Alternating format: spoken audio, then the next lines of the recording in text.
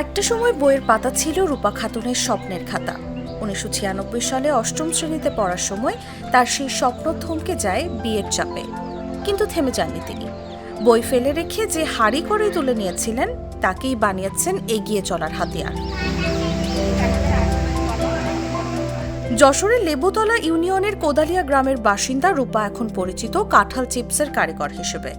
তার হাতের তৈরি এই চিপসই এখন তাকে মাসে গড়ে 20,000 টাকা আয় এনে দিচ্ছে। একসময় যারা কাজ দেখে নাক ছিটকাতো, এখন তারাই আসে পরামর্শ নিতে।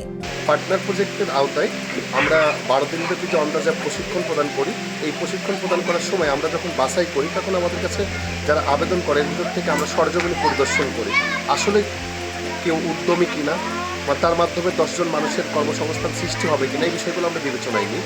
তো আমরা প্রথমেই রূপা খাতুনের যখন পরিদর্শন করি তখনই মনে হয়েছিল যে না, আসলে উনি উদ্যমী নারী এবং তার যে ফল আপনি আজকে নিশ্চয়ই দেখতে পাচ্ছেন। রূপা খাতুন বর্তমানে প্রতি মাসে প্রচুর পরিমাণে প্রতিদিন প্রায় 300 প্যাকেটের মতো প্রায় উনি চিপস তৈরি করতেছে, যেগুলো বিপণন করতে তার কোনো সমস্যা হচ্ছে না, বরঞ্চ তার কাছে অর্ডার আসতেছে, সে বাড়ি থেকেই বিক্রি করতে পারতেছে। সংসারের ঘূর্ণিপাকে একে একে 3 সন্তানের মা হওয়া রূপা নিজের আগ্রহ খুঁজে পান খাদ্য প্রক্রিয়াজাতকরণে। 2019 সালে আচার, জ্যাম, বড়ি তৈরির মধ্য দিয়ে যাত্রা শুরু করেন তিনি। পরবর্তীতে উন্নয়ন সংস্থার সহায়তায় প্রশিক্ষণ নিয়ে শুরু করেন কাঁঠালের চিপস তৈরির কাজ। সফল উদ্যোক্তা রেইনবো এগ্রো ফুড, আচার, চাটনি, সস, জ্যাম, জেলি আমাদের কাছে প্রশিক্ষণ নিয়ে সে একজন সফল উদ্যোক্তা হয়েছে। আমরা তার শুভকামনাকে যাই, তার সফলতা জানাই এবং কৃষি বিপণন অধিদপ্তরে আরও দিন দিন আমাদের প্রসার হোক এবং আমরা চাই এইভাবে প্রত্যন্ত গ্রাম অঞ্চল থেকে বেছে বেছে আমরা আরও ভালো ভালো উদ্যোক্তা তৈরি করব এবং আমাদের এটা আশা আছে এবং আগামী দিনগুলো আমরা এই পথচলায় সবসময় অগ্রণী ভূমিকা পালন করব।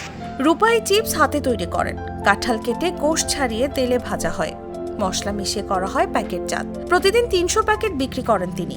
1 কেজি কাঁঠালে হয় 10 প্যাকেট চিপস। চাহিদা এমনই যে তিনি ইতোমধ্যে 1800 কেজি প্রসেসড কাঁঠালও সরবরাহ করেছেন।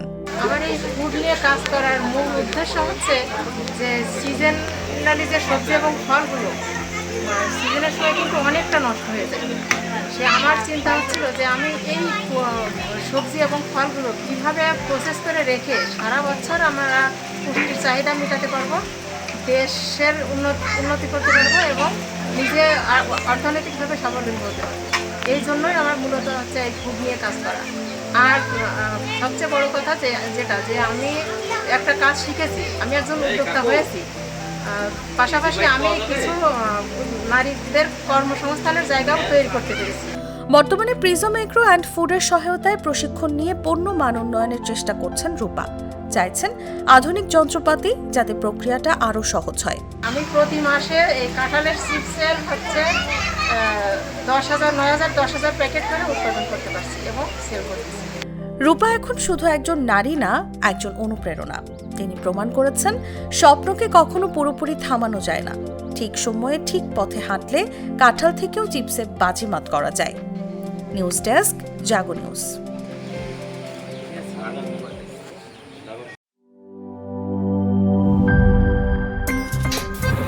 আমার একটা স্মার্ট সিদ্ধান্তে 25% গ্যাসের খরচ কমেছে। ভাবছেন কিভাবে?